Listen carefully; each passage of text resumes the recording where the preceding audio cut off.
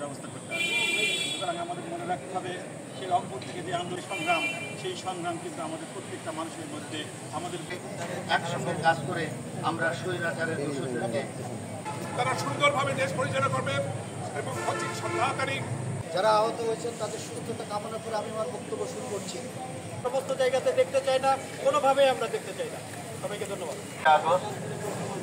একটি ছাত্র জনতার বিপ্লবের যে সমস্ত কর্মকর্তা কর্মচারী আছে সেটিও সংখ্যায় অন্যান্য বিগত সরকারের সাথে ছিলেন, কিছু সুবিধা নিয়েছেন বলেও আমরা অনুমান করতে পারি।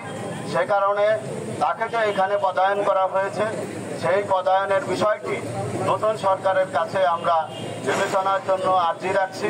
আমরা এমন একজন যোগ্য সৎ দক্ষ ব্যক্তিকে চাই যারা আমাদের স্বাস্থ্য বিভাগের সকল চিকিৎসক কর্মকর্তা কর্মচারীদের কথা শুনবেন, আমাদের পাশে থাকবেন, আমাদের নিরাপত্তা দিতে থাকবেন।